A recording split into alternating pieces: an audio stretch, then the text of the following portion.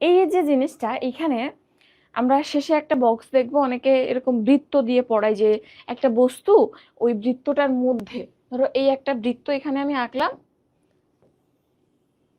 এখানে একটা বস্তু আছে, তো এই বস্তুটার কোন দিকে যাচ্ছে, কোথায় অবস্থান করছে তার উপর ভিত্তি করে, এই বৃত্তটার সাপেক্ষে তার উপর ভিত্তি করে অনেকগুলো প্রিপোজিশন বসে। যেমন আমি এখন এই রুমের মধ্যে, I am inside the room, আমি রুমের মধ্যে, বলটা যদি ভেতরে থাকে বা এই অবজেক্টটা, the object is inside the circle, এরকম ভাবে বিভিন্ন রিলেশনে এটা পড়ানো হয়। এটা ঘর দিয়ে পড়াই অনেকে, যে ঘরের মধ্যে আছে নাকি বাইরে আছে, অনেকে এরকম সার্কেল দিয়ে পড়াই। এটা সব বইতে আছে, অ্যান্ড এটা জানতেই হবে, প্রচুর প্রশ্ন হয় এই জায়গা থেকে। তো দেখো, আমরা শুরু থেকে একটু দেখি, সব লেখা আছে টু। টু কখন ব্যবহার করব? কোনো দিকে গতিশীল বুঝাইলে। যেমন আমি যদি বলি এই বলটা ধরো, এই বলটা তোমার দিকে আসছে বা এই রুমের দিকে আসছে, ভেতরে ঢুকে নাই এখনো, তাইলে আমরা বলতে পারি দ্য অবজেক্ট বা the ball is moving to the circle বা টুয়ার্ডস দ্য সার্কেল। টু এবং টুয়ার্ডস এই দুইটা কিন্তু একই কথা। টুয়ার্ড মানে দিকে, টু মানেও দিকে। তাইলে যখন কোনো কিছুর কাছাকাছি অন্য কোনো বস্তু আসে তখন আমরা টু বা টুয়ার্ডস ব্যবহার করি। টু মানে তে, প্রতি, কাছে, এরকম বুঝাই। তাহলে দ্য বল বা the object is moving towards the cycle বা টু দ্য সাইকেল। ঠিক আছে, এখন তোমার ক্ষেত্রে তুমি বলতে পারো my friend is coming to me, আমার বন্ধু আমার কাছে আসছে। তাইলে টুটা দেখবা কোনো দিকে গতিশীল অবস্থা বুঝাই। ঠিক আছে, আচ্ছা। হ্যাঁ, আচ্ছা আচ্ছা, তোমাদেরকে দেখতে অসুবিধা হচ্ছে? ওকে, একটু বেশি ব্রাইট লাগতেছিল না? আচ্ছা, আর একটু বাড়িয়ে দিই।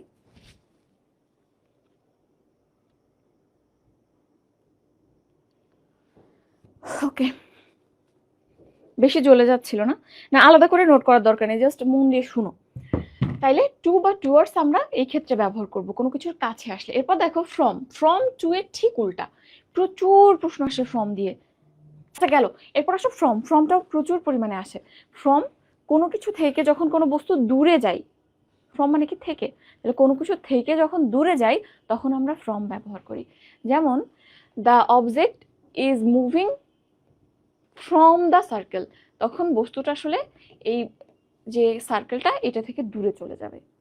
ফ্রমের আরো অনেক অর্থ আছে, যেমন হচ্ছে আমি অফিস থেকে বাসায় ফিরে একটু ঘুমাই, তাইলে coming back from office.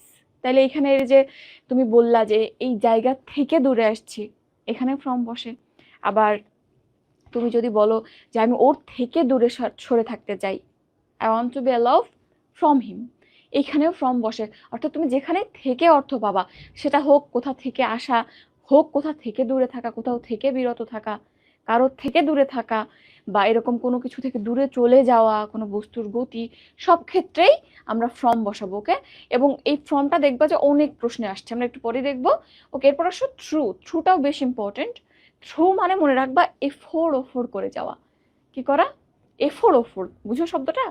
A four ওফোর মানে কোনো একটা বস্তু, সাপোজ এই বস্তুটা এই সার্কেলের মধ্য দিয়ে এক প্রান্ত দিয়ে ঢুকলো আর এক প্রান্ত দিয়ে বের হয়ে গেল। আমরা যে হাড় টাকাইতাম না ছোটবেলায়, হাড় টাকায় কি করতাম, একটা তীর দিয়ে এভাবে ফুটা করে দিতাম হাড়টা। তো এটাই হচ্ছে সেই এফোর ওফোর। তো থ্রু কখন ব্যবহার করবো? যখন কোনো একটা বস্তু, কোনো একটা সারাউন্ডেড জিনিস বা একটা নির্দিষ্ট আয়তনে বা ক্ষেত্রফলে থাকা জিনিসের মধ্যে দিয়ে এক সাইড দিয়ে ঢুকে আর এক সাইড দিয়ে বের হয়ে যাবে, তখন থ্রু ব্যবহার করব। বা কোনো কিছুর ভেতর দিয়ে মুভিং থাকবে, যেমন he is walking through the jungle, সে বনের মধ্য দিয়ে হাঁটছে।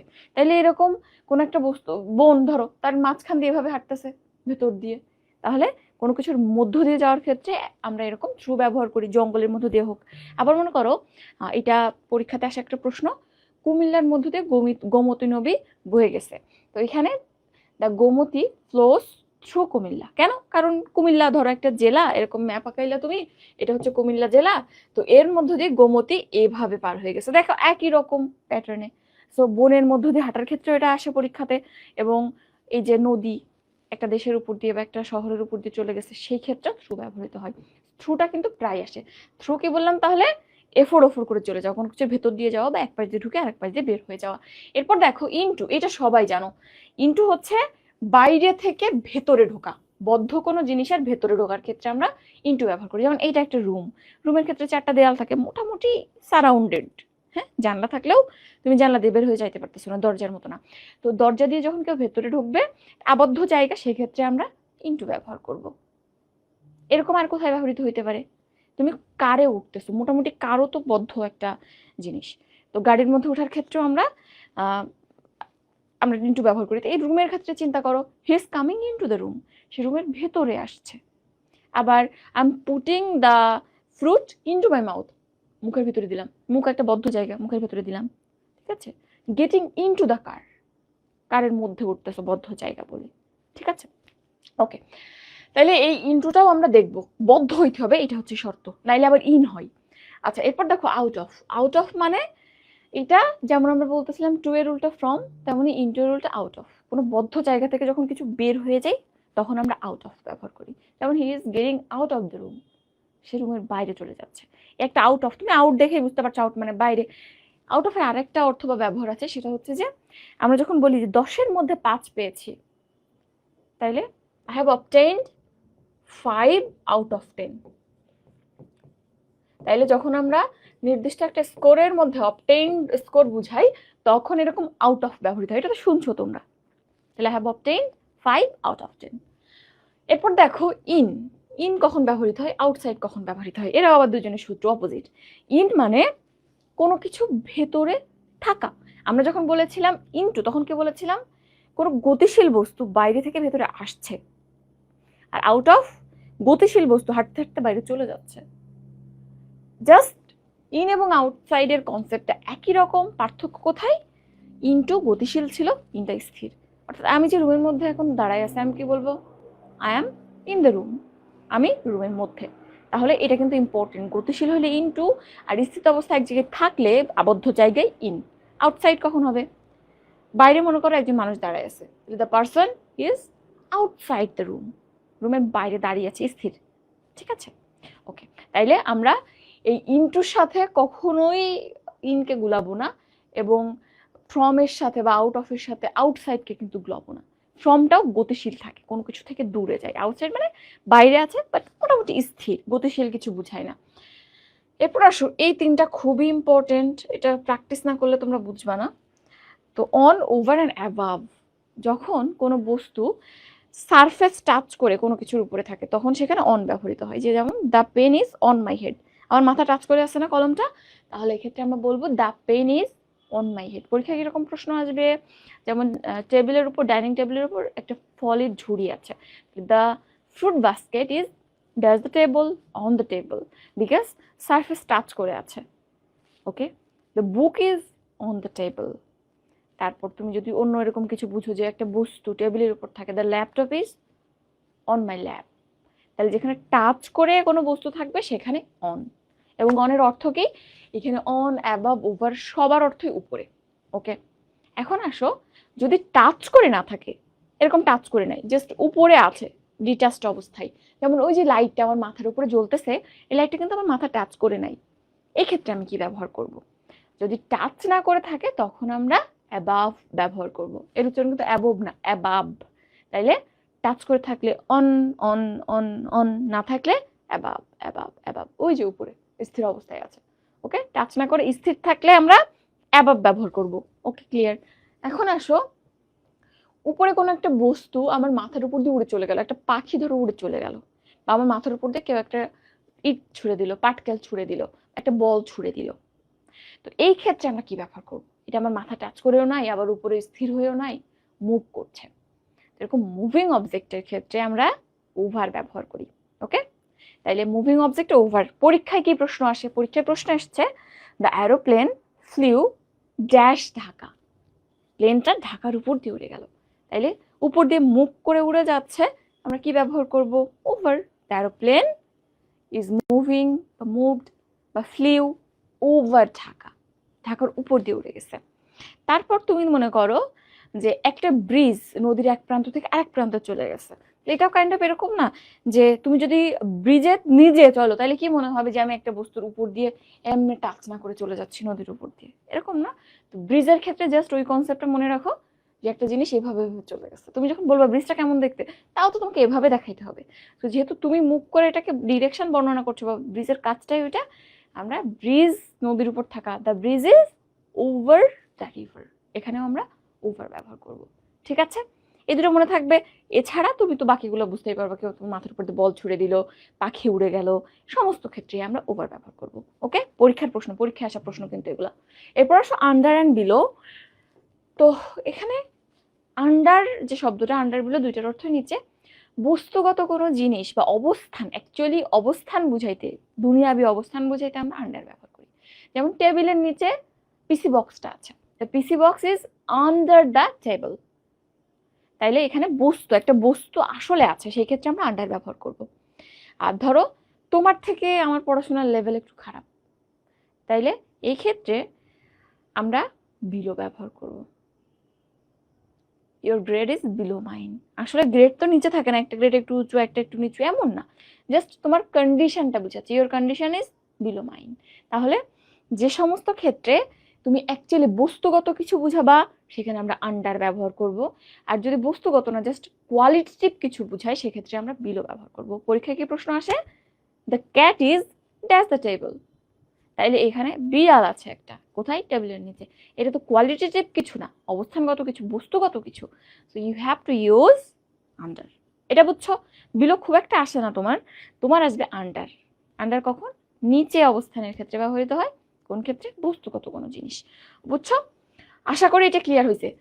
অনেকে বলবা যে আপু এগুলো তো পরীক্ষায় আসে না, বা তুমি কি পড়াচ্ছ, পরীক্ষাতে তো এরকম জিনিস পাই না। তুমি বই খুলে দেখো এখন পাও কিনা। আমি কিন্তু বলেও দিলাম তোমাকে যে কি প্রশ্ন আসলে এখান থেকে আসে, তো একটু দেখবা। এখন আসো আমরা একটু, আমি এখানে লিখে দেবো ছোট ছোট জিনিস, অনেক কিছু লেখা আছে এখানে। তো স্থানের ক্ষেত্রে, স্থান হইতে পারে ছোট্ট একটা গ্রাম, যেমন আমার নিজের গ্রামের নাম হচ্ছে নলতা। তো আমি যখন ছোট্ট একটা গ্রাম নলতাকে ইন্ডিকেট করব তখন একরকম প্রিপোজিশন হবে। এখন আমি কই থাকি? ঢাকাতে থাকি। ঢাকা বড় একটা জায়গা, বড় এরিয়া, বড় শহর, সেই ক্ষেত্রে আরেকটা প্রিপোজিশন ব্যবহৃত হবে। ওকে, খুব ইম্পর্টেন্ট, প্রচুর পরীক্ষাতে আসে। বা ঢাকা বদলে ধরো আরো বড় শহর লন্ডন আছে, সেই ক্ষেত্রে আরেকটা প্রিপোজিশন। তাহলে যদি এরকম ছোট জায়গা বুঝাই, ছোট গ্রাম, ছোট জায়গা, ঢাকার মধ্যে একটা ছোট জায়গা ধরো লালবাগ, হইতে পারে মিরপুর, শ্যামলী, আগারগাঁও, এরকম ছোট জায়গার ক্ষেত্রে আমরা অ্যাট ব্যবহার করব। ওকে, কিরকম ছোট তুমি যদি বলো যে কিভাবে কম্পেয়ার করবো, তুমি জাস্ট মাথায় রাখো যে আমরা সাধারণত বিভাগীয় শহরগুলোর উপরে বা আগে ইন বসাইতে পারি, বা তার থেকে কম যদি মনে রাখতে চাও, ঢাকা বড় শহর, ঢাকার আগে ইন বসাবো। বাকি ছোট ছোট যত শহর আছে, বা এরকম বড় একটা শহর ধরো আরেকটা খুলনা, খুলনার মধ্যে যত ছোট জায়গা আছে, ঢাকার মধ্যে যত ছোট জায়গা আছে, সবার আগে আমরা কি বসাবো? অ্যাড বসাবো। তাইলে ছোট জায়গার আগে অ্যাড। আর এই যে বড় শহর, ঢাকা আসছে, লন্ডন আসছে তোমাদের পরীক্ষাতে, এই দুইটা সিটি সাধারণত আসে পরীক্ষাতে, তো এদের আগে আমরা ইন বসাবো। ঠিক আছে, তাহলে ছোট জায়গার আগে অ্যাড, বড় জায়গার আগে ইন। অ্যাট, অ্যাট দিয়ে মনে রাখবা র্যাট। র্যাট ইঁদুর ছোট নাকি বড়? ছোট জিনিস, বিড়ালের তুলনায় ইঁদুর ছোট একটা জিনিস। সো এখানে আমরা ছোট জায়গার আগে বসাবো। ঠিক আছে, ওকে। এরপর আসো আমরা সময়ের ক্ষেত্রে কি ব্যবহার করব। সময়ের ডেভিয়েশনটা আরো বিস্তৃত। সময়কে আমরা 3 ভাগে ভাগ করব। একটা হচ্ছে 24 ঘন্টার একটা পিরিয়ড, 24 ঘন্টা। আর একটা হচ্ছে লেস দ্যান 24 আওয়ার, আর একটা হচ্ছে গ্রেটার দ্যান 24 আওয়ার। ওকে, তো এখানে আসলে আমি কি বুঝাইতে চাচ্ছি তোমাদেরকে, দেখো বুঝাইতে চাচ্ছি যে তোমাদের সময়টা 3টে প্যাটার্নে থাকবে। একটা থাকতে পারে 24 ঘন্টার কোন একটা পিরিয়ড উল্লেখ। 24 ঘন্টার পিরিয়ড কিরকম? যেমন একটা দিন, সানডে, মানডে, এরকম কিছু যদি উল্লেখ থাকে সেটা কিন্তু 24 ঘন্টার। শনিবারে কত ঘন্টা? রাত 12টা থেকে পরের দিন 11টা 59 পর্যন্ত 24 ঘন্টা। আবার আমি যদি একটা তারিখ বলি, 4 তারিখ, 5 তারিখ, 5 মে, কত ঘন্টা? 24 ঘন্টা। তাহলে এখানে কোনো ডেটও থাকতে পারে, তাহলে এরকম বার বা তারিখ 24 ঘন্টার পিরিয়ড। এর থেকে বড় পিরিয়ড কোনটা? উইক বলতে পারো, ইয়ার বলতে পারো। কমনলি তোমাদের ক্ষেত্রে বছরটা আসে, ইয়ার আসে। তাহলে এর থেকে বড় পিরিয়ড হচ্ছে ইয়ার, 24 ঘন্টার বেশি গেল দুইটা। আর 24 ঘন্টার কম কোনটা? ধরো 24 ঘন্টার কমের ক্ষেত্রে তুমি বলতে পারো নুন বলতে পারো, ডন বলতে পারো। নুন মানে দুপুর, অবশ্যই 24 ঘন্টার থেকে কম। তারপরে 10 PM বলতে পারো, বা যে কোনো দিনের যে কোনো সময়ের কথা তুমি বলতে পারো। ওকে, তো এই তিনটা ক্যাটাগরিতে আমরা ভাগ করি। খুবই সহজ এটা, এখান থেকে প্রচুর প্রশ্ন আসে এবং খুবই সহজ। মনে রাখো, যদি এরকম 24 ঘন্টার কোনো পিরিয়ড বোঝায়, সেটা দিন দিয়ে বুঝাইতে পারে, বার দিয়ে বা তারিখ দিয়ে, যেভাবে বুঝাইতে পারে, এই ক্ষেত্রে আমরা অন ব্যবহার করি। 24 আওয়ার্সে আমরা অন ব্যবহার করি, ঠিক আছে? I went there on Sunday. I went there on 5th May. Okay, on কখন ব্যবহার করব? 24 ঘন্টার পিরিয়ডে। যদি 24 ঘন্টা থেকে বড় হয়, যেমন বছরের ক্ষেত্রে, our liberation took place in 1971, তাহলে যখনই আমরা 24 ঘন্টা থেকে বড় সময় চলে যাব, আমরা ইন ব্যবহার করব। ওকে, আর 24 ঘন্টার থেকে কম যে পিরিয়ড গুলা, এই ক্ষেত্রে আমরা অ্যাট ব্যবহার করব। ঠিক আছে? অ্যাটনিন, অ্যাটনিন, এভাবে লেখো, অ্যাটোনিন, ATONIN, অ্যাটোনিন দিয়ে মনে রাখবা। ছোট সময়, তার থেকে একটু বড় সময়, তার থেকে একটু বড় সময়, অ্যাট, অন, ইন, অ্যাটোনিন। ঠিক আছে? তাইলে এটা ক্লিয়ার হয়েছে? At noon, at dawn, at 10 PM, at 1 AM, anything. তাহলে এই তিনটা জিনিস আমাদের লাগবে। এখানে অনেক এক্সাম্পল আছে, আমরা যখন প্র্যাকটিস করব একেবারে তোমার ক্লিয়ার হয়ে যাবে। ঠিক আছে? ওকে, তাইলে এটার স্ক্রিনশট চাইলে একটা নিতে পারো, আর আমি মুছে দিব না হইলে। ওকে,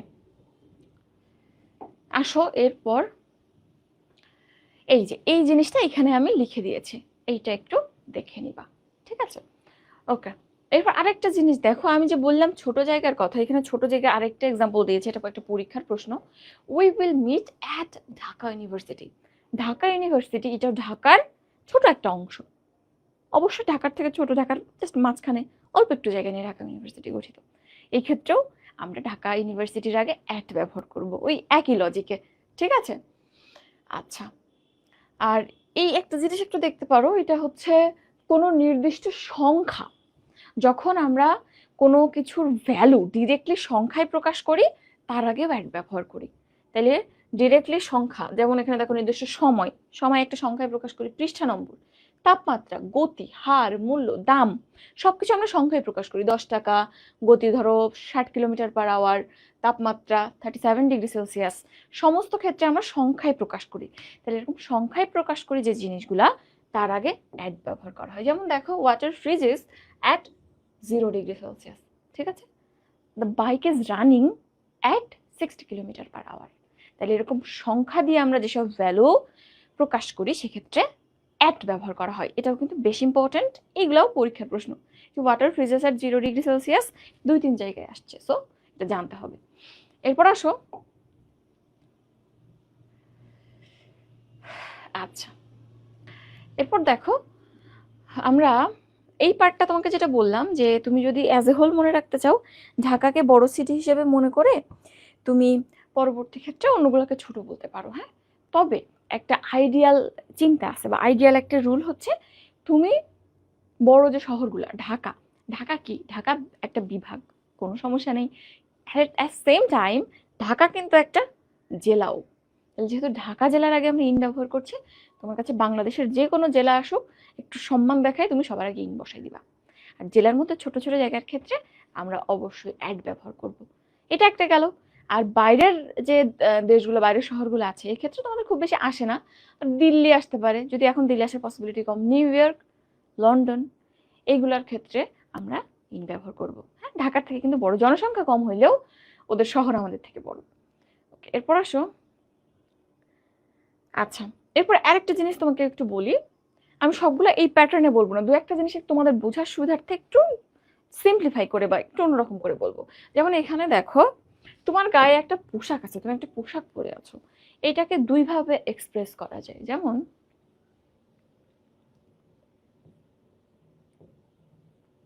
the shirt dash you is very nice.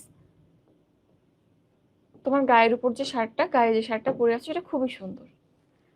এই একটা প্যাটার্ন। আর একটা হইতে পারে you are dash a nice shirt. এটা কিন্তু পরীক্ষায় আসে, শাড়ি দিয়ে আসে, শার্ট দিয়ে সাধারণত আসে না, শাড়ি দিয়ে আসে। তো যখন আমরা এই প্যাটার্নে ব্যবহার করব, গ্যাপের পর যে পোশাকটা পরে আছে সে উল্লেখ থাকবে, সেই ক্ষেত্রে একরকম। আর যদি বস্তুটা পরে আছে সেটা যখন গ্যাপের পর থাকবে আরেক রকম। তো আমি পোশাকটা পরে আছি, তুমি দেখো তো পোশাকটা আমার গায়ের সাথে লেগে আছে না? ঠিক যেমন এই পেনটা মাথার উপর লাগাইছিলাম, মাথা টাচ করেছিল, ঠিক একই রকম ভাবে আমার এই পোশাকটা আমার গায়ের সাথে লেগে আছে। The dress is on me বা অন মাই বডি।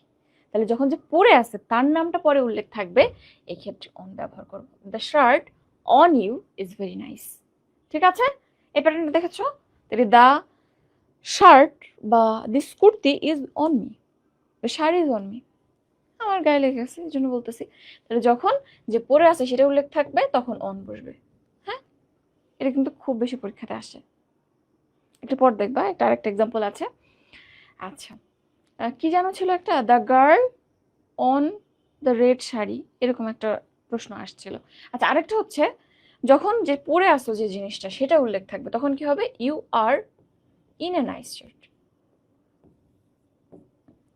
ঠিক আছে, you are in the room, আর এখন you are in a nice shirt. কেন রুমের আগে ইন বসাচ্ছ? তুমি তো জামার মধ্যে ঢুকে আসো, রুমের মতো ঢুকে আসো না, এই যে আমি জামার মধ্যে এখন ঢুকে আসছি, তাহলে এখানে ইন হবে। ক্লিয়ার? গায়ের সাথে জামা লেগে থাকে, তোমার উপর লেগে থাকে, তুমি যদি পরে থাকো অন।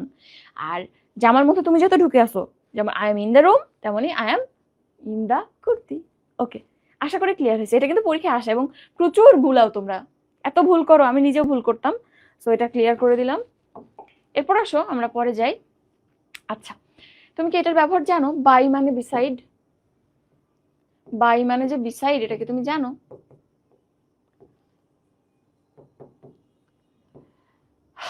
আচ্ছা, তো এখানটাতে জেরির যে গল্পটা ছিল, ওখানে রাইটারের পাশে জেরি বসেছিল, আগুন জ্বলতেছিল পাশে। তো সেখানে একটা লাইনে এই বাই প্রিপোজিশনটা ব্যবহৃত হয়েছিল, অ্যান্ড ওটার মানে ছিল বিসাইড। ওইটা পরীক্ষাতে প্রায় আসে, আরো আসে। হি স্যাড বাই মি, বা হচ্ছে she sat by me on the fire, on the carpet, অনেক কিছু হতে পারে। তো এরকম ক্ষেত্রে আমরা জাস্ট এইটুক মাথায় রাখো, বাই মানে ডিরেক্টলি বিসাইড। বাইয়ের অনেক অর্থ আছে, যার মধ্যে একটা তোমরা জানো, বাই মানে দ্বারা। যখন কোনো কিছু দিয়ে কাজ করানো হয় সেটা ব্যক্তিবাচক হইলে আমরা বাই ব্যবহার করি, বস্তুবাচক হইলে উইথ ব্যবহৃত হয়, এটা পর দেখবো আমরা। তাহলে বাই বস্তুবাচক কোনো কিছু হইলে উইথ, আর ব্যক্তিবাচক হইলে সেক্ষেত্রে বাই ব্যবহার করি কোনো কিছু দ্বারা যখন কাজ করানো হয়। আর বাই মানে ডিরেক্টলি বিসাইড। ঠিক আছে, হি স্যাট বাই মি, তার মানে কি হি স্যাট বিসাইড মি, আমার পাশে বসেছিল। এই ব্যাপারটা একটু মনে রাখবা। কম্পাউন্ড প্রিপোজিশন যারা বুঝো তারা জানো যে বিসাইড এই প্রিপোজিশনটা একটা কম্পাউন্ড প্রিপোজিশন, এটা আসছে বাই প্লাস সাইড থেকে। By plus side is equal beside. হ্যাঁ, বাহাইন্ড, বাই প্লাস সাইড। আচ্ছা, এরপর আসো, বাই মানে আবার অনুসারে অর্থে ব্যবহৃত হয়। কিরকম? এটা খুব কমনলি তোমরা পরীক্ষাতে ভুল করো। আমি যদি বলি তোমার ঘড়িতে এখন কয়টা বাজে, ঘড়িতে সাধারণত কি বলবো? ইন মাই ওয়াচ, আমার ঘড়িতে। What is the time in my watch, in your watch, তোমার ঘড়িতে এখন কয়টা বাজে। বাট ঘড়িতে তো বাজে না, ঘড়িতে কি বাজে? ঘড়িতে সময় থাকে? থাকে না। ঘড়ি অনুসারে, অ্যাকর্ডিং টু ইয়োর ওয়াচ কয়টা বাজে, এরকম হবে না? তাহলে এইখানেও আমরা অনুসারে বুঝাইতে বাই ব্যবহার করি, এটা ভুল করবা না, তোমরা প্রচুর ভুল করো।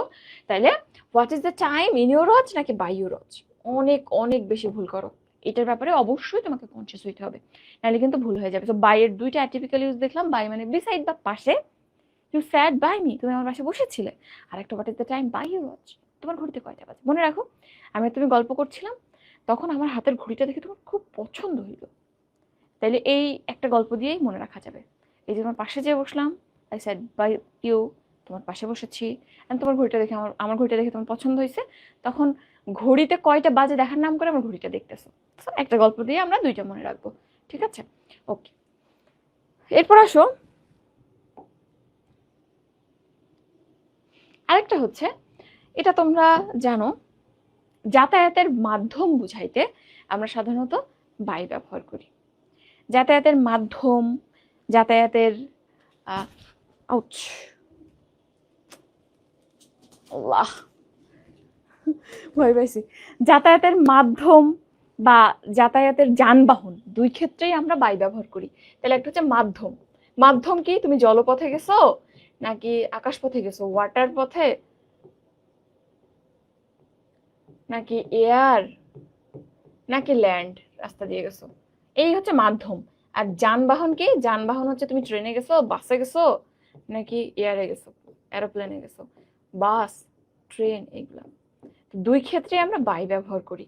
যেমন I travelled by air, I travelled by land, I travelled by bus, I travelled by train. Journey by train পড়েছো না, journey by train, journey by bus. দুই ক্ষেত্রে আমরা মাধ্যম এবং যানবাহন দুই ক্ষেত্রে আমরা বাই ব্যবহার করি, এটা একটা রুল। কিন্তু তোমার দুইখান পা আছে না, ওটা দিয়েও তো ঘুরে বেড়ানো যায়, সেই ক্ষেত্রে আমরা বাই ব্যবহার করবো না, এটা মনে রাখতে হবে। তাহলে আমরা যখন পায়ে হাঁটার ক্ষেত্রে প্রিপোজিশন ব্যবহার করব, তখন আমরা বাই ব্যবহার করতে পারবো না, কি ব্যবহার করব? On. He came back on foot, সে পায়ে হেঁটে ফিরে এসেছিল, বা হি ট্রাভেলড অন ফুট।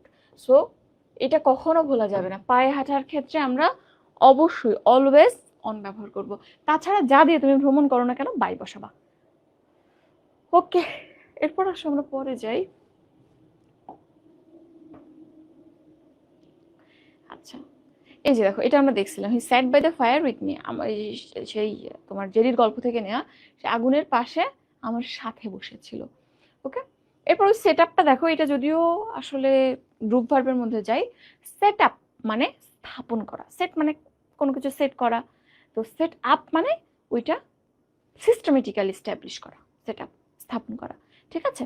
ওকে, এখন আসো আমরা ওভার নিয়ে তোমাকে দুইটা কথা বলেছিলাম। ওভার মানে মাথার উপর দিয়ে কোনো কিছু চলে যাচ্ছে, বিমান চলে যাচ্ছে, পাখি চলে যাচ্ছে, তারপরে বল ছুড়ে দিচ্ছে কেউ, এরকম। এখন তুমি ঘুমায় আসো, তোমার খুব ঠান্ডা লাগতেছে, মা আসছে, মা এসে কি করলো, কাঁথার টান দিয়ে এভাবে তোমার গায়ের উপর দিয়ে দিল। তাহলে এখানেও কিন্তু পাখির মতো যাচ্ছিল কম্বলটা, তো ও তো উঠতে পারে না, তখন তোমার গায়ের উপর ল্যান্ড করলো, প্লেনের মতো যাচ্ছিল, তো ট্রেন চলে গেল, বাট কাঁথা তো আর যাইতে পারলো না, আস্তে আস্তে তোমার গায়ের উপর ল্যান্ড করছে। তো এই ক্ষেত্রেও আমরা ওভার ব্যবহার করব। দেখো প্রশ্নটা কি আসছিল, he put a blanket dash me, বা mother put a quilt dash me, আমার গায়ের উপর দিয়ে দিয়ে দিল, তাহলে সেই ক্ষেত্রে আমরা অবশ্যই ওভার ব্যবহার করবো। এটা কিন্তু পরীক্ষা আসে এবং তোমরা কনফিউজ হয়ে যাও। তাইলে তোমার গায়ের উপর কেউ যদি কম্বল, কাঁথা, লেপ, তোষক কিছু দিয়ে দেয়, সেক্ষেত্রে আমরা ওভার ব্যবহার করব। পরীক্ষাতে দুইটা আসছে, এই যে he put a blanket dash me আর mother put a quilt dash me over me, দুই ক্ষেত্রে আমরা ওভার ব্যবহার করবো, বুঝছো? ও ল্যান্ড করে ফেলছে আমার গায়ের উপর, আর কিছুই না। আচ্ছা, এরপর আসো, এই যে এটা আমরা দেখে ফেলছি already, over, plane flew over, Dhaka ঢাকার উপর দিয়ে উড়ে চলে গেছে। ওভারের আরো একটা ব্যবহার আছে, এটা তোমরা জানো, আমরা দেশের সর্বত্র বুঝাইতে কি ব্যবহার করি, দুইটা জিনিস ব্যবহার করি। একটা হচ্ছে অল ওভার দ্য কান্ট্রি, আচ্ছা দেশ না বলে আমরা ধরো পৃথিবী বললাম, তাইলে আমরা অল ওভার দ্য ওয়ার্ল্ড লিখতে পারি। অল ওভার দ্য ওয়ার্ল্ড মানে দুনিয়ার সর্বত্র। আরেকটা হচ্ছে অ্যাক্রস দ্য ওয়ার্ল্ড।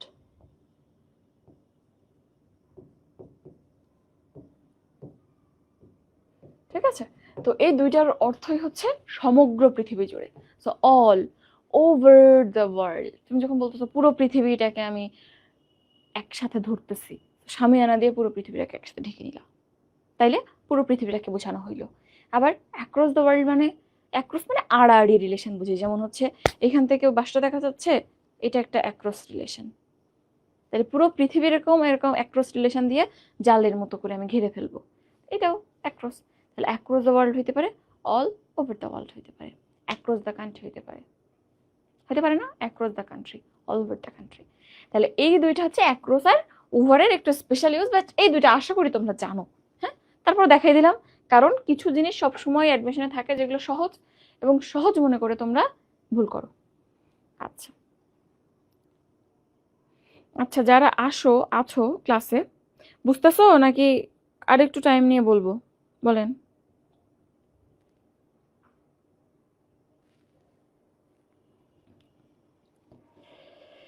আরে আমিও ভয় পাইছি, ঠাডা পড়ার মতোই ভয় পাইছি। যাই হোক, এটা দিয়ে আমাকে সাবধান করে দিয়ে গেছিল, ওই যে বোর্ডে লাইট রিফ্লেক্ট করে, তো ওইটা লাগাই দিয়ে গেছিল, খুলে পড়ছে। আচ্ছা, এরপর আসো আমরা অনের ব্যবহারটা একটু দেখি। অনের ব্যবহারের ক্ষেত্রে অলরেডি আমি একটা বলে ফেলছি, put the book on the table, বইটা টেবিলের উপর রাখো, টাচ করে রাখবো অবশ্যই, তোমার কি জাদুবিদ্যা জানো না যে ভাষায় রাখবা, এই জন্য ওখানে অন হয়েছে। ওকে, এরপর আরেকটা অঙ্ক দেখছিলাম, 24 ঘন্টার কোনো টাইম পিরিয়ড, সেটা বার হোক বা তারিখ হোক, সেই ক্ষেত্রেও আমরা অন ব্যবহার করি। তাইলে এই ক্ষেত্রে দেখো, আমরা এইখানটাতে I want when to meet him on Monday last, বা অন 5th এপ্রিল, তুমি 24 ঘন্টা যে কোনো পিরিয়ড বুঝাইলে অন ব্যবহার করতে পারবা। ওকে, এই যে দেখো এটা বার ছিল, এখানে তারিখ আসছে, সো ক্লিয়ার।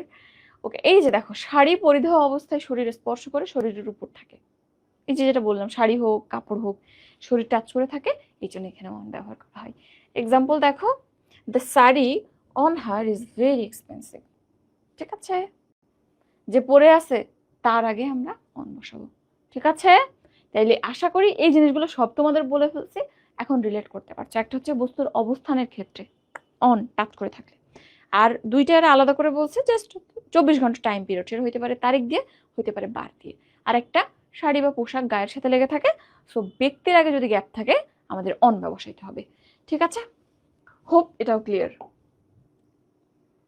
এরপর আসো আন্ডার। আন্ডারটা তো একটা বললামই, কোয়ালিটেটিভ কোনো কিছুর ক্ষেত্রে আমরা আন্ডার ব্যবহার করি।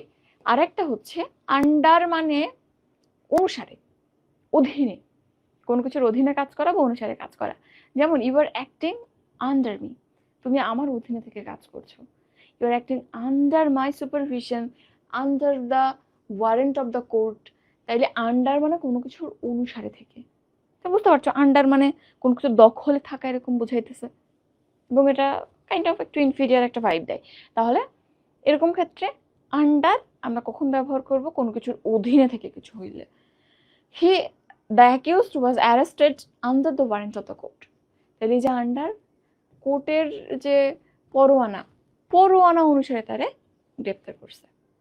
ঠিক আছে, অনুসারে, অ্যাকর্ডিং টু, জাস্ট অ্যাকর্ডিং টুটা মনে রাখবা।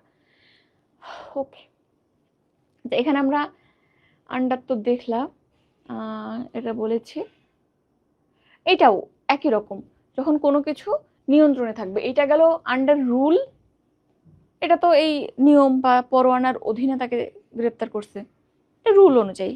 এখানেও জাস্ট একই রকম, এটা প্র্যাকটিক্যালি বলছে the country is under martial law, এই নিয়মের অধীন। ওখানেও তো আমি ওই নিয়ম অনুযায়ী তাকে গ্রেপ্তার করছিলাম, that is the country is now running according to the martial ল।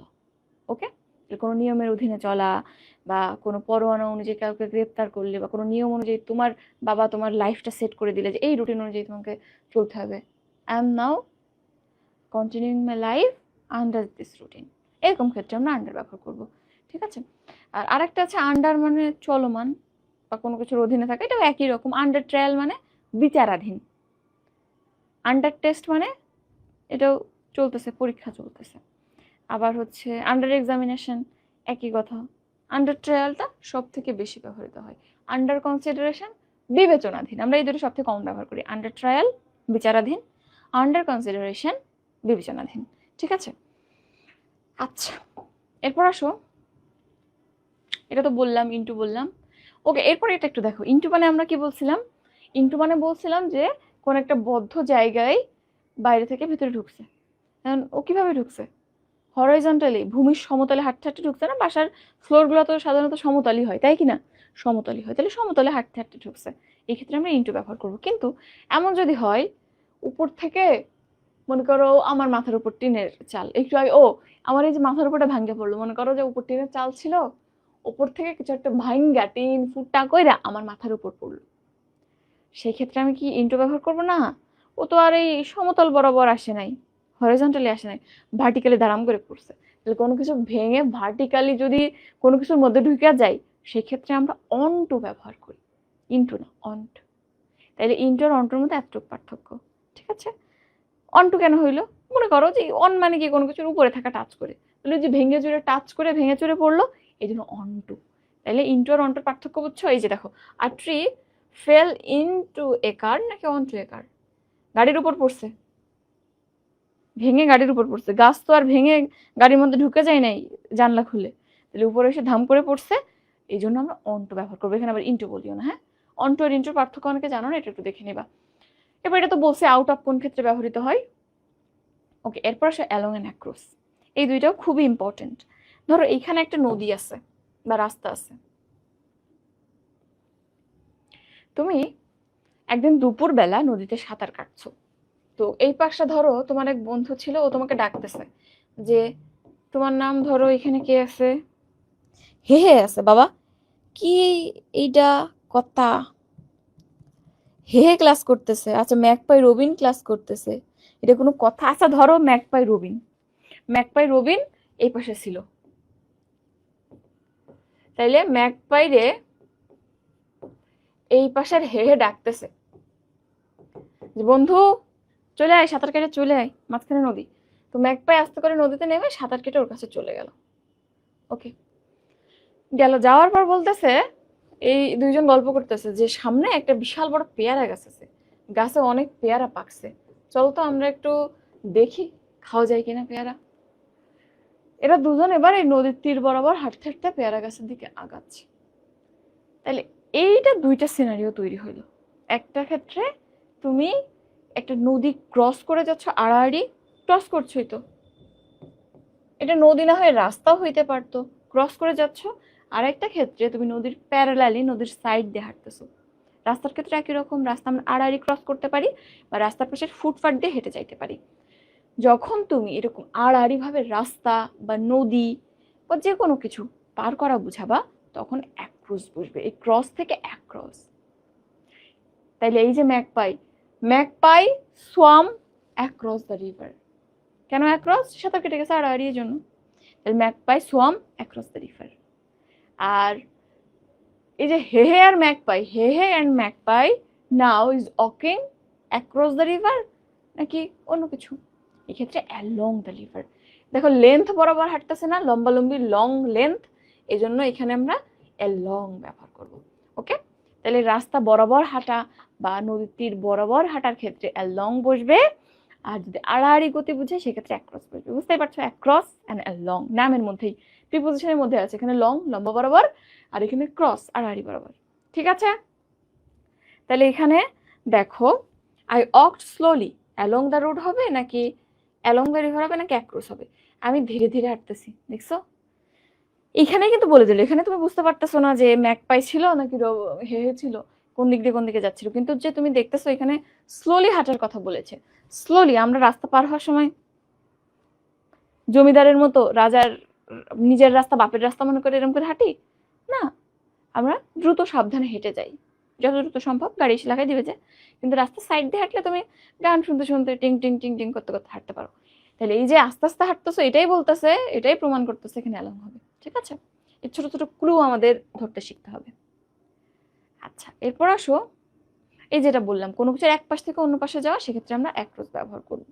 আবার এখানে যদি গতিশীল না বুঝে, একটু আগে যে বললাম ওই যে বাসাটা মাঝখানে একটা ছোট এখানে একটু পেভের মতো বলতে পারো, আবার একটু গার্ডেনের মতো বলতে পারো, ওরপর ওই বাসাটা, তাহলে এই ক্ষেত্রেও আমরা অ্যাক্রস ব্যবহার করব।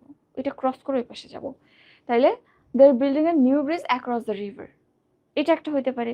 নদীর দুইটা প্রান্ত, এই পাশে একটা প্রান্ত ওই পাশে একটা প্রান্ত, একটা এপাশ থেকে ওপাশকে কানেক্ট করার জন্য ব্রিজ বানাইতেছে বলে অ্যাক্রস হয়েছে। আর যদি একটা বিল্ট ইন ব্রিজ থাকতো, there is a bridge dash the river over the river, আর এখন তৈরি করতেছে এপাশের সাথে ওপাশকে কানেক্ট করবে, স্টিল নট বিন কানেক্টেড, সেক্ষেত্রে আমরা অ্যাক্রস ব্যবহার করব, ঠিক আছে? এই জটিলতা তোমাদের যদিও আসবে না। আর এই দেখো আর একটা, the bank is just across the road, এখানে কেন অ্যাক্রস হইলো? ওই যে বললাম মাঝখানে একটা রাস্তা, ওপাশে ব্যাংক, এপাশে আমার অফিস, এই জন্য অ্যাক্রস হয়েছে, ঠিক আছে? এরপর আসো, এটা তো বললামই all over the across, across the world, across the country, মানে সর্বত্র বোঝায়। তাহলে আর এখানে আশা করি বলা লাগছে না। তাহলে এটা আশা করি এতক্ষণ যা বলছি তা থেকে বুঝে ফেলছো। ওকে, এইটা দেখো থ্রুটা আমরা অলরেডি বলছি, গোমতী ফ্লোস থ্রু কুমিল্লা, কুমিল্লার মধ্য দিয়ে যাচ্ছে, এই জন্য থ্রু। এরপর দেখো টুয়ার্ডস, টুয়ার্ডসটা একদম টু এর মতো, টু এর মতোই, মানে তুমি যেখানে টু বসাইতে পারবে সেখানে টুয়ার্ডস বসাইতে পারবা। তো টুয়ার্ডসটা গতিশীলতার ক্ষেত্রে একটু বেশি প্রিফার করা হয়, যদি টু টুয়ার্ডস একসাথে থাকে টুয়ার্ডস দিব, যদি কোনো কিছুর দিকে কিছু আসছে বোঝায়। যেমন stood up and walked dash him, walked towards him, সে উঠে দাঁড়ালো এবং তার দিকে হেঁটে গেল। তাহলে এখানে তুমি টুও দিতে পারতে, stood up and walk to him, তার কাছে হেঁটে গেল। আবার তুমি যখন বলতো সেটা গতিশীল আস্তে আস্তে যাচ্ছে তার দিকে, সো টুয়ার্ডস দিতে পারো। দুইটা একসাথে থাকলে আমরা টুয়ার্ডসকে প্রিফার করবো, ঠিক আছে? আচ্ছা, এটা একটু দেখিও, কোনো কিছু থেকে পড়ে গেলে বিচ্যুত হইলে আমরা অফ ব্যবহার করি, সব ক্ষেত্রে অফ হবে না, ছিটকে পড়ার ক্ষেত্রে অফ ব্যবহৃত হবে। ছিটকে পড়া,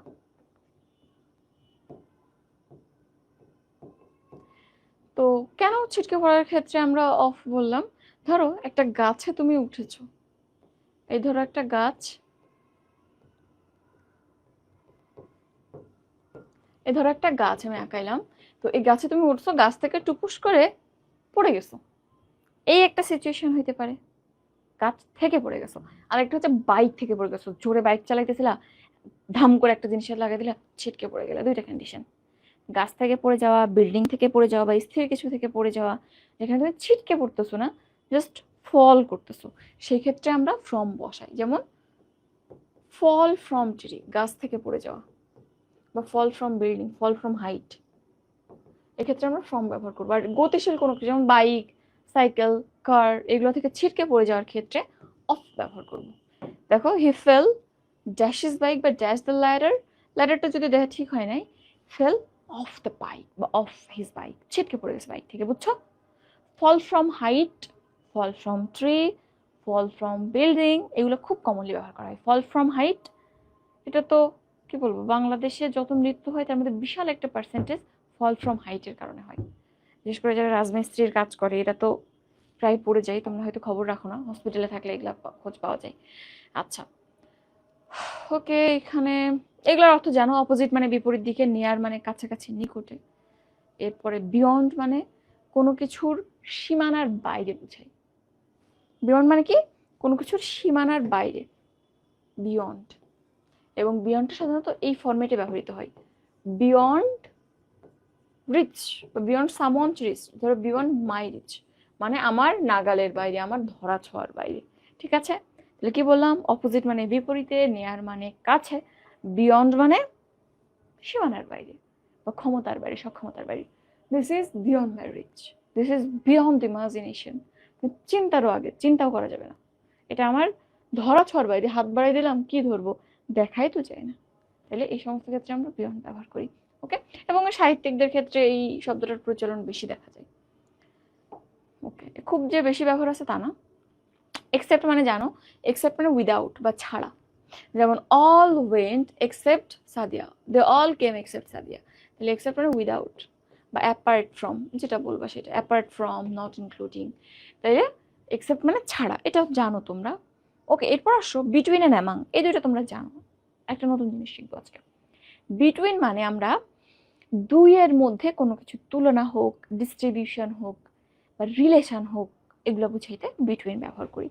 আর কালেকটিভ নাউন যেখানে অনেক জিনিস একসাথে থাকে বা দুইয়ের অধিক, তিনজন, চারজন, পাঁচজন বুঝাই, সেক্ষেত্রে আমরা অ্যামং ব্যবহার করি। এই দুটো সবাই জানো, দুই হইলে বিটুইন, দুইয়ের বেশি হইলে বা যদি কালেকটিভ অনেকগুলো একসাথে আছে এরকম বুঝাই, সেক্ষেত্রে আমরা অ্যামং ব্যবহার করি।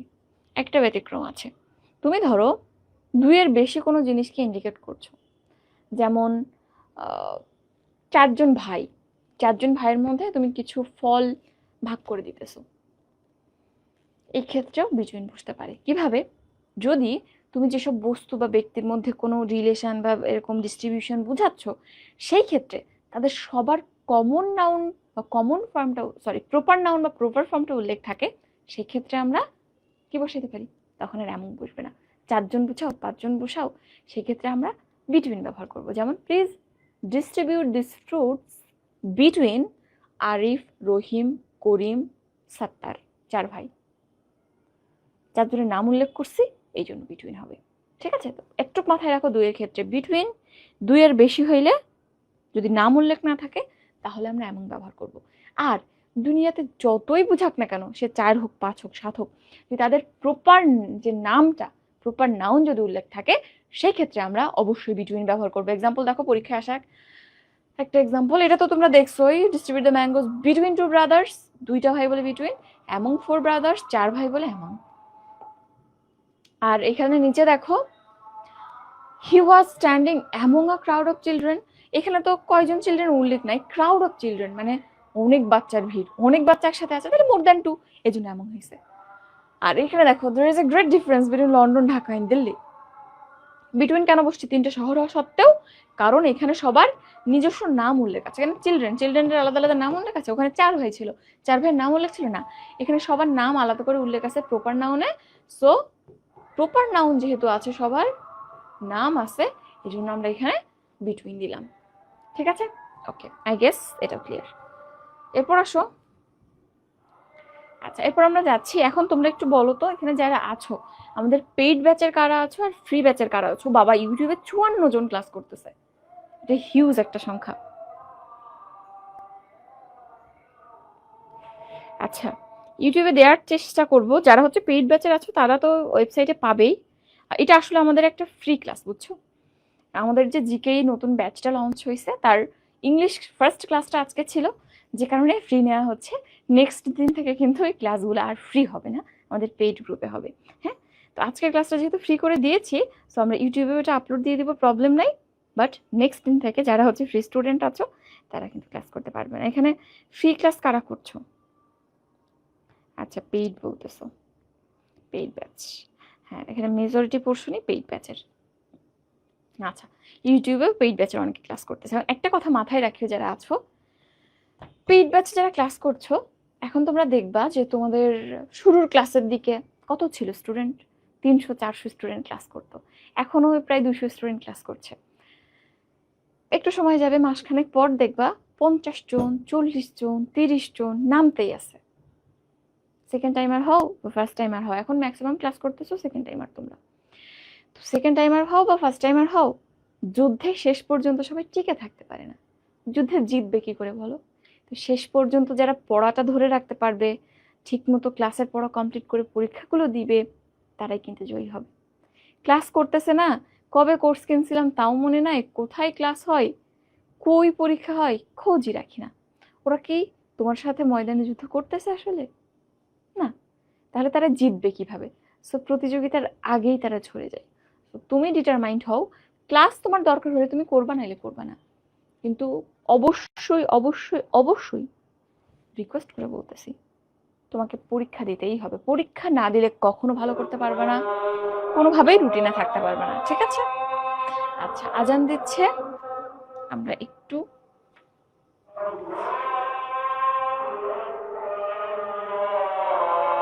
আচ্ছা যেটা বলতেছিলাম, ইউটিউবের ক্লাসটা পেইড ব্যাচে হচ্ছে, কিন্তু আমাদের ফেসবুকের যে ক্লাসটা ওইটা আবার ফ্রি, আমাদের যে নেডিওলজি পেজ, ওই পেজে হচ্ছে, সেটা বলতেছিলাম।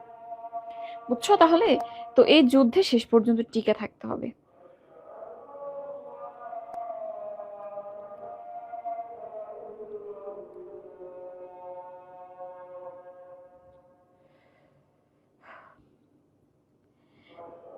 আর যদি কোনো ইস্যু থাকে, যে কোনো প্রবলেমে, আমরা কিন্তু অলওয়েজ অ্যাভেলেবেল আছি। টেলিগ্রামে তোমরা দেখছো কিনা জানি না, টেলিগ্রামে তোমাদের যে জিকে আলাদা গ্রুপটা খুলে দেওয়া হয়েছে, ওটা ডেডিকেটেড জিকে এর জন্য। ইংলিশের যে কোনো প্রবলেমের জন্য তোমরা আমাকে একটু মেনশন করে গ্রুপে মেসেজ দিবা। ইনবক্সে মেসেজ দিলে যেটা হয়, অনেক মেসেজের ভিড়ে নিচে চলে যায়, কিন্তু তোমার গ্রুপটা কিন্তু আমার পিন করা থাকে। আমার মেনশন মেসেজগুলো আমি দিন শেষে একবার করে দেখি। আর তুমি যদি আমাকে সুন্দর করে মেনশন করে মেসেজ দাও, সুন্দর করে গুছায়, আমি সাথে সাথে রিপ্লাই দিয়ে দিব। ফোন যদি আমার হাতে থাকে, আমি অ্যাভেলেবেল থাকি। তো যে কোনো প্রবলেমে তোমরা আমাদের হেল্প নিতে পারছো, ক্লাস করতে পারছো, এক্সাম তো দিতে পারছোই। এবং যদি তোমার নিয়ত ভালো থাকে, তোমার যদি পরিশ্রম করতে পারো, ইনশাল্লাহ সফল হবে। ঠিক আছে? আচ্ছা, ওকে, তো আসো এরপর আমরা যাই। এখানে আর দুইটা জিনিস আছে, এটা আমাদের অনেক টপিকের ক্ষেত্রে লাগে, টেন্সে লাগে, এখানে লাগছে। Period of time end point of time. Period of time মানে কি? পিরিয়ড মানে একটা সময়সীমা, পরীক্ষার সময়সীমা কত? সাধারণত 3 ঘন্টা, 2 ঘন্টা, 1 ঘন্টা, 5 ঘন্টা। তাহলে সময়সীমা মানে একটা duration of time, period of time. 1 ঘন্টা, 2 ঘন্টা, 3 ঘন্টা, যেটাই বলো না কেন, যেখানে তুমি সময়ের একটা ব্যবধান বুঝতে পারতেছো, সেই ক্ষেত্রে আমরা পিরিয়ড অফ টাইম কি ব্যবহার করব? পিরিয়ড অফ টাইমের আগে ফর ব্যবহার করব। ঠিক আছে, এক্সাম্পল দিচ্ছি। আর আরেকটা হচ্ছে point of time. Point of time মানে নির্দিষ্ট একটা মুহূর্ত, যেমন সকাল 10টা, রাত 10টা, রাত 8টা, সকাল, দুপুর, সোমবার, মঙ্গলবার। একটা পয়েন্ট, একটা সার্টেন মোমেন্টকে বোঝাচ্ছে, এটা একটা লম্বা সময় ব্যবধান বোঝাচ্ছে না। তো সেই ক্ষেত্রে আমরা যখন পয়েন্ট বুঝাবো তখন সিন্স ব্যবহার করব। তাহলে পিরিয়ডের ক্ষেত্রে ফর, ফর আওয়ার, মনে রাখবা ফর আওয়ার। তাহলে যখন ঘন্টা, মিনিট এরকম উল্লেখ থাকবে ফর। আর যদি ওরকম না হয়, শুরুর সময় থাকে স্টার্টিং এস দিয়ে, সিন্সও এস দিয়ে, স্টার্টিং সিন্স। তো এটার ক্ষেত্রে বিশাল একটা পার্থক্য আছে তোমাদের প্রেজেন্ট পারফেক্ট কন্টিনিউয়াস টেন্সের ক্ষেত্রে। এরকম for plus period of time বা since plus point of time ব্যবহৃত হয়। ঠিক আছে, দুইটার অর্থ একই, বাট যদি কোনো প্রেজেন্ট পারফেক্ট কন্টিনিউয়াস টেন্স কখন শুরু হয়েছে জাস্ট এতটুকু ইন্ডিকেট করে, যেমন সকাল থেকে বৃষ্টি হচ্ছে, ইট has been raining since morning, শুরুর টাইমটা বোঝায়, that is point of time বা মোমেন্টকে ইন্ডিকেট করে, সেখানে আমরা সিন্স প্লাস টাইমটা লিখি, it has been raining since morning. আর যদি বলি 2 ঘন্টা ধরে বৃষ্টি হচ্ছে, period, it has been raining for 2 hours. ঠিক আছে, so for hour, since, starting, এতটুকু মনে রাখবা। ওকে, এই যে দেখো, I have read for hours, তাহলে আমি এখানে বলতেছি যে I have read for hours, এখানে কি আবার মনে করবো I have read for hours মানে আমি 1 ঘন্টা পড়ছি বা 2 ঘন্টা পড়ছি? না, আরেকটা প্যাটার্ন আছে, সেটা হচ্ছে ফর প্লাস কোনো টাইম। টাইমটা হইতে পারে আওয়ার্স, হইতে পারে মিনিটস, হইতে পারে ইয়ার্স। তো এরকম ফর প্লাস সামথিং মানে, ফর প্লাস ইয়ার্স মানে বছরের পর বছর, ফর প্লাস আওয়ার মানে ঘন্টার পর ঘন্টা।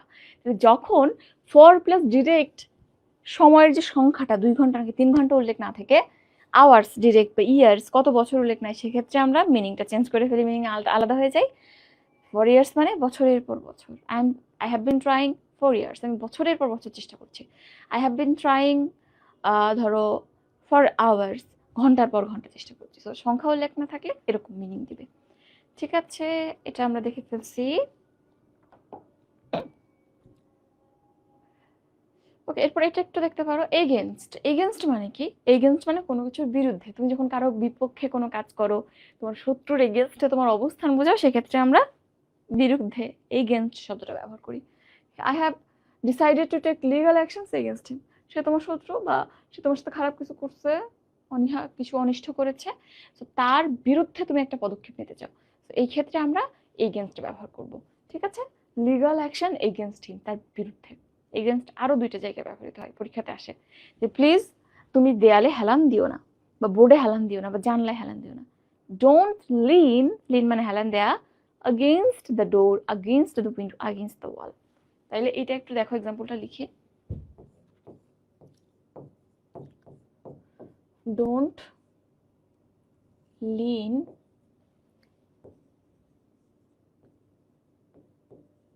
against the wall, দেয়ালে হেলান দিতে নিষেধ করতেছি। তাইলে এখানে against কেন হইলো? তুমি দেয়ালে হেলান দিয়ে দাঁড়াচ্ছ, তুমি দেয়ালের উপর একটা বল প্রয়োগ করছো, দেয়ালে নিউটনের 3rd ল অনুযায়ী তোমার উপর একটা বল প্রয়োগ করছে। এই ক্ষেত্রে ও তোমাকে ঠেলছে, তুমি তোমাকে ঠেলছো, শত্রুর মতো। শত্রু তোমাকে হিংসা করে, তুমি তোমার শত্রুকে হিংসা করো, বিপক্ষে কাজ করতেছে। বল তুমি প্রয়োগ করতেছো দেয়ালে, দেয়ালও তোমার বিপক্ষে আরেকটা বল দিচ্ছে, তো এখানেও এগেনস্টে কাজ করছো, এই জন্য এগেনস্ট। ঠিক আছে, এটা একটু দেখো, এটা কিন্তু পরীক্ষার প্রশ্ন, ভুল করো। Don't lean against the door, against the window, বা এগেনস্ট দ্য ওয়াল, যেটাই বলো না কেন। এরকম আরেকটা আছে, push the bed against the wall, খাটটা আমি ঠেলতে বলতেছি দেয়ালের দিকে, দেয়ালের এগেনস্টে। একই রকম, তুমি হেলান দিয়ে দাঁড়াচ্ছ বা খাট ঠেলতেছো, সেই বলই তো প্রয়োগ করতেছো। এরপর এটা একটু দেখিও, অ্যাবাউট। অ্যাবাউটের একটা অর্থ আছে, অ্যাবাউট মানে সম্পর্কে, I am talking about you, আমি তোমার সম্পর্কে কথা বলছি। আরেকটা হইতে পারে অ্যাবাউট মানে প্রায়, আই এম অ্যাবাউট 24, আমার বয়স প্রায় 24 বছর। আরেকটা অ্যাবাউট আছে, he is about to die, মানে সে প্রায় মরমর অবস্থা। যদি এখানে দুইটা অ্যাবাউটের অর্থ একই, আই এম অ্যাবাউট 24 মানে আমার প্রায় 24 বছর হতে গেল, he is about to die মানে সে প্রায় মরতে বসছে এরকম। তাহলে এই দুই ক্ষেত্রেই আমরা অ্যাবাউট ব্যবহার করি। আর একটা হচ্ছে সম্পর্কে, যেটা তুমি জানো নর্মালি, এই যে দেখো পরে আছে। তাহলে অ্যাবাউটের এই দুইটা ব্যবহার তুমি দেখলা, ঠিক আছে। এরপর আসলে আমরা পরে যাই। এরপর এটা আসলে লাগে না, সব বইতে না, এই রুলটা মাস্টারে আছে, একটু দেখো। যখন তোমার বাসার ঠিকানা আমি উল্লেখ করব, বাসার ঠিকানা দুইভাবে উল্লেখ করা যায়। কিভাবে? একটা আমি জাস্ট রোড এর নাম বলতে পারি, যেমন ধরো আমি থাকি কোথায়, ধরো থাকি কোথাও একটা থাকি ঢাকায়, ধরো কি রোড বলবো, এখানে যেটা আছে সেটাই বলি, বেইলি রোডে। তো আমি বেইলি রোডে থাকি, এটা বলা যায়। বা আমি হাউস নাম্বার উল্লেখ করে বলতে পারি, I live at 27 Bailey road, এটা বলতে পারি। তো দুই ক্ষেত্রে দেখো, আমরা একটু আগে যেটা পড়লাম, বড় জায়গার ক্ষেত্রে ইন বসে, ছোট জায়গার ক্ষেত্রে অ্যাট বসে। আর আমি যদি বলি আমি বেইলি রোডে থাকি, বেইলি রোড কিন্তু তুলনামূলকভাবে হাউস নাম্বার উল্লেখ করলে একটা বাসা নির্দিষ্ট হয়ে যায়, একটা বাসার ছোট জায়গা। তুমি যখন বেইলি রোড বলবে বিশাল একটা জায়গা, তাহলে তুলনামূলক বড় কোনটা? বেইলি রোড বড়। আর যখন হাউস নাম্বার বলবো 27 বেইলি রোড, তখন কিন্তু এটা ছোট হয়ে যায়। তো যখন হাউস নাম্বার উল্লেখ থাকে তখন তার আগে অ্যাট বসে, আর আদারওয়াইজ আমরা ইন বসাই। ঠিক আছে, অনটা আমেরিকান ইংলিশ অনুযায়ী ব্যবহৃত হয়, বাট আমেরিকান ইংলিশ তো আমাদের অ্যাকসেপ্টেড না, তো আমরা ইন বসাবো বড় ক্ষেত্রে। বা জাস্ট অ্যাজ এ হোল, তুমি বাসার পুরো অ্যাড্রেস দিতে চাচ্ছ না, এলাকার নাম বলতে চাচ্ছ, সেক্ষেত্রে তুমি ইন বসাবা। আর যদি এক্সাক্ট অ্যাড্রেস দিতে চাও, অ্যাট দিয়ে হাউস নাম্বার দিয়ে দিবা। ঠিক আছে। আচ্ছা, উইদিন মানে মধ্যে, এটা তোমরা জানো। I will be back within an hour, 1 ঘন্টার মধ্যে আমি ফিরবো। ওকে। আরেকটা জিনিস, এটা নিয়ে তোমাদের প্রচুর কনফিউশন, প্রচুর বইতে প্রচুর ঝামেলা। বিসিএস এর একটা প্রশ্ন, এইটা অক্সফোর্ড ডিকশনারির রেফারেন্সে আমাদের মাস্টার জাহাঙ্গীর স্যার এটা দিছে। সো এটা অ্যাকসেপ্টেড সব জায়গায়, কারণ এটা অক্সফোর্ড থেকে আসছে, বেসিক জায়গা থেকে আসছে। বেসিক বই কোনটা? ইংলিশের অ্যাপেক্স মাস্টার, এগুলা। আমাদের আসলে ইংলিশের বেসিক কোনো বই নেই, আমরা ওই যে অক্সফোর্ড বা ওদের যে বইগুলো আছে ওগুলা থেকে কপি করি। তো এটা ওই রেফারেন্সেই নিয়ে আসা। তো দেখো, আমরা ফোনে কথা বলার ক্ষেত্রে দুইটা প্যাটার্ন হতে পারে। আমরা বলতে পারি যে আমি ফোনের মাধ্যমে যোগাযোগ করি অনেকের সাথে, একটা প্যাটার্ন। অর্থাৎ আমি ফোনকে যোগাযোগের মাধ্যম হিসেবে ব্যবহার করি, এটা বোঝাচ্ছ, বাট ডিরেক্টলি তুমি ফোনে কারোর সাথে কথা বলতেছো, এটা বোঝা যাচ্ছে না। আরেকটা হতে পারে, অ্যাট দিস মোমেন্ট তুমি কারোর সাথে কথা বলছো। দুইটা, একটা ফোনকে যোগাযোগের মাধ্যম হিসেবে ব্যবহার করি, সেটা বোঝাচ্ছ, বা ফোনে কথা বলি এটা বোঝাচ্ছ, বাট ডিরেক্টলি এখন বলছো না। আরেকটা, এখন কথা বলতেছি। মনে রাখো, এখন যেটা চলতেছে, গোয়িং অন, রানিং অন, সেই ক্ষেত্রে আমরা প্রিপোজিশন অন ব্যবহার করব। রানিং অন, চলতেছে, অন। তাহলে জাস্ট এতটুকু মনে রাখো, he has been on the phone to Rina বা রিটা ফর অ্যান আওয়ার। তাইলে সে অ্যাকচুয়ালি কাজটা করতেছিল, কথা বলতেছিল, কথা বলতেছিল।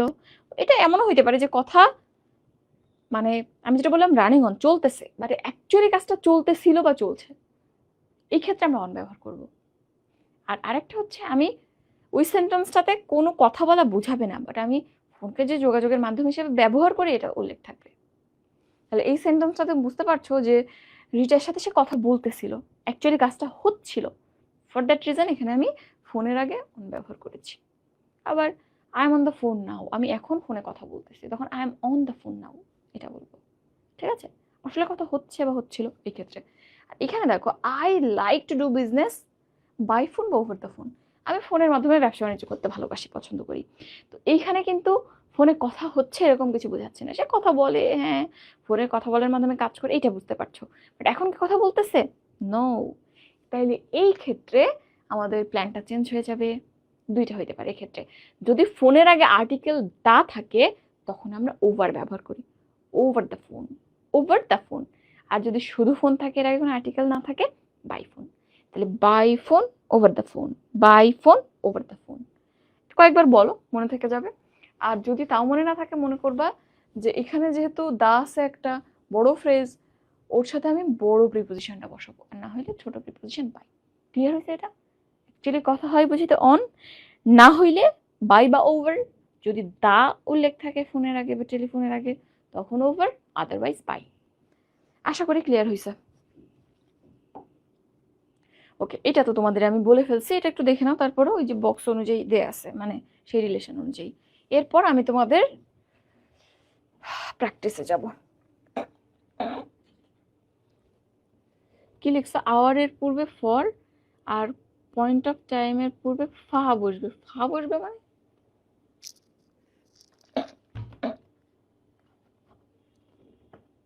থ্রটল কি বলতেছে? ফা বসবে কেন?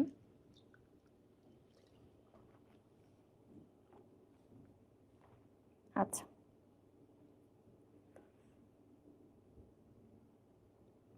হ্যাঁ, এলাকা ছোট জায়গা, ঠিক আছে, ওইটা ওই রিলেশনে না রে। এইটা তুমি আহ মানে কি বলবো, এইটা অ্যাড্রেসের ক্ষেত্রে, অনলি ফর অ্যাড্রেস, অনলি অ্যাড্রেসের ক্ষেত্রে ব্যবহার করা হয়, বুঝছো? বাসার অ্যাড্রেসের ক্ষেত্রে। আর ওইটা যে কোনো লোকেশনের ক্ষেত্রে ব্যবহার করা হয়। আমি যে তোমাকে বললাম বড় জায়গায় ইন, ছোট জায়গায় অ্যাট, ওইটা লোকেশন আর এটা ডিরেক্ট অ্যাড্রেস। তুমি যখন হাউস, হোম এইগুলা ইন্ডিকেট করবে সেন্টেন্সের মধ্যে, তখনই এই রুল অ্যাপ্লাই হবে। আর এখানে আমি তোমাকে মনে রাখার জন্য কম্পারেটিভলি কম্প্যারিজন করে বললাম যে মোটামুটি রাস্তা একটা বিশাল বিস্তৃত জায়গা, সো এখানে আমরা ইন বসাবো, আর হাউস নাম্বার উল্লেখ থাকলে ছোট জায়গা, এই জন্য অ্যাড বসাবো, ঠিক আছে?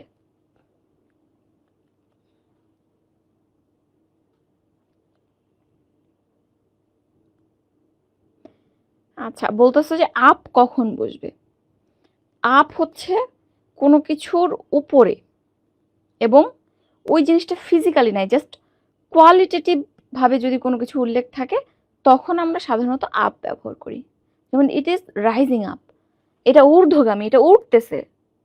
তাহলে এই ক্ষেত্রে আসলে জিনিসটা কি বস্তু যে বেয়ে বেয়ে উঠতেছে না, কোনো কিছুর কোয়ালিটি ইমপ্রুভ করছে বা তোমার মার্কস ইমপ্রুভ করছে, সেক্ষেত্রে তুমি আপ ব্যবহার করবে, ঠিক আছে? ইংলিশে যাদের ল্যাকিং প্রচুর, আচ্ছা বুঝি নাই বলছো, আচ্ছা কোনটা বুঝো নাই?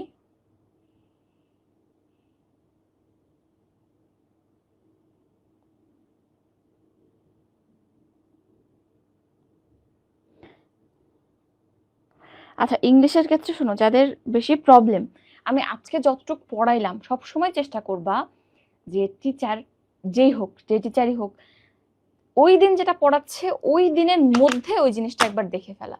আমি যেটা পড়াচ্ছি লেকচার স্লাইডটা দেখবা, ক্লাস শেষ হয় না কিন্তু, চলে যাও না, লেকচার স্লাইডটা একটু দেখবা। আপ ইন দ্য এয়ার বলা হয়, আপ ইন দ্য এয়ার মানে এটা একটা কম্পারেটিভ পজিশন বোঝাচ্ছে, যেটা পুরোপুরি যে সবসময় up in the air physical অবস্থান বোঝায় তা না। তুমি mentally up in the air হইতে পারো, ঠিক আছে? আর আপনি ওরকম কোনো প্রশ্ন আসে নাই বলে আমি এখানে আসলে নিয়ে আসি নাই, ওই জিনিসটা বইতে ওখানে নাই। তো যেটা বলতেছিলাম, যাদের ইংলিশ নিয়ে প্রবলেম, তারা যেদিনের ক্লাসে স্লাইড ওই দিন একবার দেখে ফেলবা। বই আছে তোমার কাছে আমি জানি, তারপরও তুমি অবশ্যই আমি যেখান থেকে পড়াইলাম, যদি আসলে ক্লাস করে থাকো, একটু দেখে ফেলবা। তাতে আমি যে কথাগুলো বললাম এটা তোমার মেমোরি সার্কিটে আবার একবার ঘুরবে, একটু পার্মানেন্ট মেমোরির দিকে যাইতে থাকবে। ফার্স্ট অফ অল এটা করবা। এরপর তুমি একটু বইটা খুলে বসবা,